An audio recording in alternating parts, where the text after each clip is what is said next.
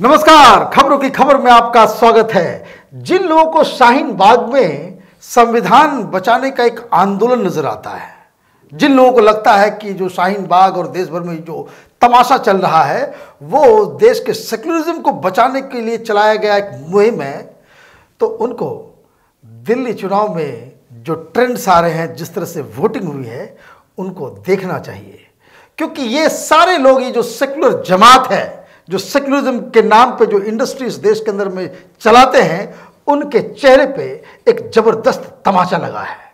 एक ऐसा तमाचा जिससे उनके होश ठिकाने आ जाने चाहिए। मैं इसलिए बोल रहा हूं चाहिए क्योंकि ये बिल्कुल सुधरने वाले लोग तो हैं नहीं, लेकिन फिर भी आज खबरों की खबर में मैंने सोचा कि आज एक ऐसी हकीकत से रूबरू कराएं कि जिससे लोगों को समझ में आ जाए कि हिंदुस्तान की राजनीति किस तरीके से पोलराइज की जाती है, किनके द्वारा।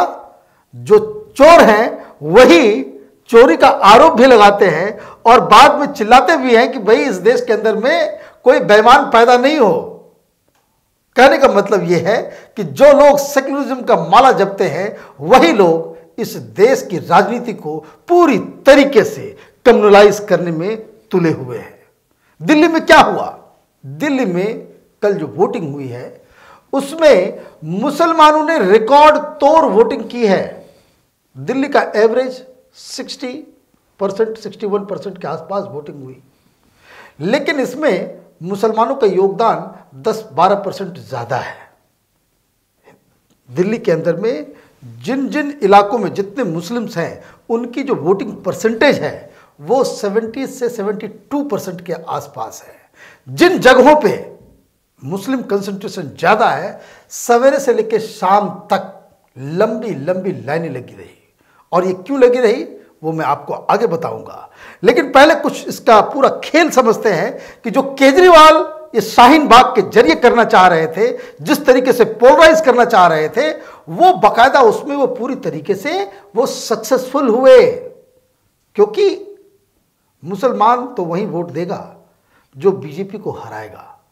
मुसलमानों के बीच इसको कहा जाता है, और बहुत सारे लोग जो खास करके सेक्युलर लोग कहते हैं, एक तो मुसलमानों के वोट को ये लोग कहते हैं कि सेक्युलर वोट्स का बंटवारा ना हो, कांग्रेस में ना चला जाए या दूसरी पार्टीज में ना चला जाए, और बीजेपी इसलिए जीत जाती है क्योंकि सेक्युलर वोट जो है वो बंट जाता है। मतलब ये घटियापन का ये एक कौन सा स्तर है, ये आज तक समझ में नहीं आया है कि हिंदुओं का वोट सेक्युलर वोट नहीं है, मुसलमानों के वोट को ये लोग सेक्युलर वोट कहते हैं। और क्यों कहते हैं?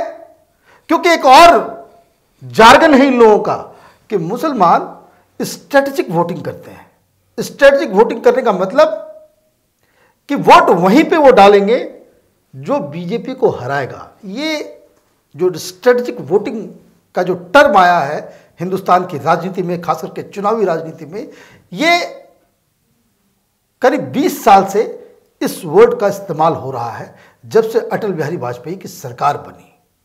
जब इन लोगों को लगने लगा कि बीजेपी उस पोजीशन में आ गई है कि वो राज्यों में और देश के अंदर में सरकार बना सकती है, तो मुसलमानों के बीच वो एक स्ट्रेटेजिक वोटिंग का एक कॉन्सेप्ट आया। ये लोग करवाने वाले कौन? ये वही लोग हैं, ये जो मुसलमानों को एक जगह वोट करवाने का जो ये पूरा जो लफड़ा इस देश के अंदर में है, ये वही लोग हैं जो सेक्युलरिज्म की इंडस्ट्री चलाते हैं, सेक्युलरिज्म की माला जपते हैं। कुछ भी कोई फैसला आएगा तो कहेंगे ये सेक्युलरिज्म के खिलाफ है, लेकिन काम बिल्कुल ही ऐसा करते हैं कि जिसकी वजह से समाज के अंदर में जहर घुलता है। तो स्ट्रेटेजिक वोटिंग का मतलब यह है कि आप किसी पागल को वोट दे दो, किसी बेवकूफ को वोट दे दो, किसी क्रिमिनल को वोट दे दो, किसी को भी आप वोट दे दो, अगर वो बीजेपी को हराता हुआ नजर आता है, कोई विचारधारा नहीं, कोई पॉलिटिकल पार्टी नहीं, कोई पॉलिसी नहीं, कोई प्रोग्राम नहीं, कुछ भी नहीं, बस वो शख्स बीजेपी को हराता हुआ नजर आना चाहिए, ये मुस्लिम वोटर्स उसको जाकर के वोट देते हैं। इसलिए यूपी के अंदर में आप देखिए, ये लोग जब इनको लगता है कि मायावती हराने वाली है, मुस्लिम वोटर उस कैंडिडेट को दे देंगे। कभी कोई इंडिपेंडेंट नजर आता है, इवन आप नाम भी नहीं सुने होंगे, कोई एक पीस पार्टी है, उसके भी लोग जीत जाते हैं क्योंकि उसका कोई पॉपुलर लीडर, लोकल लीडर खड़ा हो जाता है चुनाव लड़ने के लिए, और वो दिखता है कि वो जीत रहा है, तो उसको मुस्लिम सारे वोट दे करके चले आते हैं। समाजवादी पार्टी बड़ी पार्टी तो ऐसा लगता है कि वो कांग्रेस पार्टी बीजेपी को हराती हुई नजर नहीं आती है, इसलिए मुसलमान उनको वोट देना इन लोगों ने बंद कर दिया है। तो ये स्ट्रेटेजिक वोटिंग का काम है। अब दिल्ली में क्या हुआ जिसकी वजह से आपको ये समझ में आएगा कि आखिर ये जो एग्जिट पोल और ये सारे लोग ये जो कह रहे हैं कि भाई अरविंद केजरीवाल जीत रहे हैं, अरविंद केजरीवाल जीत रहे हैं, उसकी वजह क्या है, इसको भी समझना जरूरी है। दिल्ली के अंदर में 13% मुस्लिम वोटर्स हैं और 25 ऐसी कंस्टिट्यूंसी है जहां मुस्लिम डिसाइड करते हैं कि वो कौन जीतेगा कौन हारेगा, और 10 ऐसी सीटें हैं जहां 30% से ज्यादा मुसलमान हैं। अगर सेक्युलरिज्म का ख्याल रहता इन लोगों को तो ये पॉलिसी प्लान प्रोग्राम के ऊपर वोट दिया करते। लेकिन इस बार जो इन सारे जगहों पे, जैसा कि मैंने कहा कि रिकॉर्ड तोड़ वोटिंग हुई है, सारे मुस्लिम काम धाम छोड़ करके भी वो लोग वोट देने आए, कोई दिक्कत नहीं है, वोट देना चाहिए और ज्यादा से ज्यादा देना चाहिए। लेकिन हम बस ये बता रहे हैं कि किस तरीके से एक माइंडसेट कि इस बार बीजेपी को हराना है, वो तो हर बार ही करते हैं, लेकिन इस बार ये हुआ कि कांग्रेस पार्टी को, जो अब तक दिल्ली के अंदर में इवन लोकसभा चुनाव में भी कांग्रेस पार्टी को मुसलमानों ने वोट दिया था कि उनको लग रहा था कि कोई नेशनल लेवल का ये चुनाव है और बीजेपी को वो हरा सकती है, क्योंकि एमसीडी चुनाव में आम आदमी पार्टी हार चुकी थी। अब इस बार क्या हुआ, तो ये जो 25 सीटें हैं उस जगह पे आप देखिए, चाहे वो सीलमपुर हो, मुस्तफाबाद हो, बाबरपुर हो, शिवापुरी हो, ओखला हो, तुर्कमान गेट हो, जाफराबाद हो, जामिया नगर हो, शाहीन बाग हो, सीलमपुर हो, मटिया महल हो, ये हर जगह पे 70% के आसपास वोटिंग हुई है। और ये क्यों हुई? क्योंकि इन लोगों का एक मोटो था कि इस बार बीजेपी को हराना है। और केजरीवाल क्या कर रहे थे, वो अब तक जो शाहीन बाग का ये जो पूरा लालन पोषण हो रहा था पीछे से, वो इसलिए हो रहा था कि ये 25 सीटें वो इनकी झोली में आ जाए। कहने का मतलब ये है कि केजरीवाल ये जो शाहीन बाग के पीछे जो सहायता पहुंचा रहे थे, जो पूरी प्लानिंग थी सेक्युलरिज्म के नाम पे, तो इनका मेन मकसद यही था कि ये जो 25 सीटें हैं जहां 10% से ज्यादा मुसलमान हैं, उन सीटों को बाकायदा सिक्योर किया जाए। और मजेदार बात क्या है कि बाकी अलग अलग बहुत सारी ऐसी सीटें हैं, वो भी 20-25 सीटें हैं जहां 10% से और 5% के बीच मुसलमान हैं। वोट का डिफरेंस कितना होता है असेंबली चुनाव में?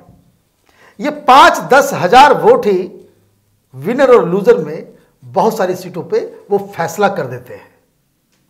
ये दिमाग केजरीवाल ने लगाया कि इतना ज्यादा इस सीए शाहीन बाग को आग लगा दो कि ताकि मुसलमान, चूंकि वो स्ट्रेटेजिक वोटिंग करेगा तो वो सारे वोटर्स जो है वो आम आदमी पार्टी को देंगे, उनके अलावा कोई दूसरा चारा नहीं है। और इसलिए उन्होंने ये सारा, ये चाहे वो सर्जिल इमाम का मसला हो, चाहे वो शाहीन बाग का मसला हो, सीए का मसला हो, केजरीवाल इसके खिलाफ या इसके बिल्कुल कोई न्यूट्रल बात भी इन्होंने नहीं की। और इनके जो दूसरे लीडर्स थे, चाहे वो संजय सिंह हो, चाहे सिसोदिया हो, ये हर जगह जाकर के यही कहा करते थे कि हम शाहीन बाग के साथ हैं। तो ये तो एक इसका चुनाव पे जो असर पड़ रहा है वो है। लेकिन सवाल यहां दूसरा है। सवाल ये है कि अगर देश में इसी तरीके की राजनीति होनी है तो सेक्युलरिज्म कहां है, संविधान कहां है कि आप कम्युनिटी के नाम पे, धर्म के नाम पे एक वर्ग किसी एक पार्टी को हराने के लिए अगर आप वोटिंग करते हैं और उसके बाद सेक्युलरिज्म का भी माला जपेंगे तो ये तो नहीं चलेगी। और जब इसके ऊपर कोई सवाल उठाएगा तो आप उसको कहो कि भाई ये कम्युनल है, ये आरएसएस का एजेंट है, ये बीजेपी का एजेंट है, ये गोदी मीडिया है। सवाल ये है कि इस देश के अंदर में ये जो लेफ्ट लिबरल कबाल है, ये जो वामपंथी हैं, ये जो अर्बन नक्सल्स हैं, ये जो कम्युनिस्ट पार्टी है और ये आम आदमी पार्टी जैसे लोग जो मुस्लिम वोटर्स को अब तक बीजेपी का हवा दिखा करके वोट लेते रहे हैं, उनसे स्ट्रेटेजिक वोटिंग करवाते रहे हैं, ये कब तक इस देश के अंदर में चलेगा? इसका दूसरा पहलू भी है। आप देखिए, चुनाव से ठीक पहले सारे लोग, ये मीडिया वाले और सारे लोग, बीजेपी पोलराइज कर रही है। हिंदू तो पोलराइज नहीं हुआ। दिल्ली के अंदर में हिंदुओं ने क्या धर्म के नाम पे जाकर के वोटिंग की? नहीं की। क्या अगर धर्म को इतना ही ज्यादा पोलराइज हो गया होता तो 10% जो वोट परसेंटेज कम हुआ है वो क्यों होता? लोग निकले नहीं, घर से बाहर गए नहीं, धर्म के नाम पे वोट दिया नहीं, लेकिन बदनाम जरूर हो गया कि इस बार जितने जो हिंदूज जो बीजेपी को वोट करते हैं वो सब संविधान के खिलाफ खड़े हैं, वो सेक्युलरिज्म के खिलाफ खड़े हैं। लेकिन वही जो मुस्तफाबाद में या पुरानी दिल्ली में या सीलमपुर में, सीमापुरी में, शाहीन बाग में और जामिया नगर में अगर ये काम मुस्लिम करते हैं तो ये बाकायदा सेक्युलरिज्म को डिफेंड करने वाले लोग हो गए। तो ये जो दोहरापन है राजनीति का, इसको समझना ज़रूरी है। और ये जो दोहरापन है इसको कई लोग समझना लोगों ने शुरू कर दिया है। और ये ज़्यादा दिन की बात नहीं है कि जब सारे लोग इस बात को अच्छी तरह से समझेंगे और तो और मुस्लिम समुदाय के लोग भी समझेंगे कि किस तरीके से ये जो तथाकथित सेकुलर पार्टियां हैं वो किस तरीके से इस पूरे मुस्लिम कम्युनिटी का पप्पू बना रहे हैं। आप देखते रहिए कैपिटल टीवी। हमारे वीडियोस को लाइक कीजिए, शेयर कीजिए और हमारे चैनल को सब्सक्राइब कीजिए। धन्यवाद।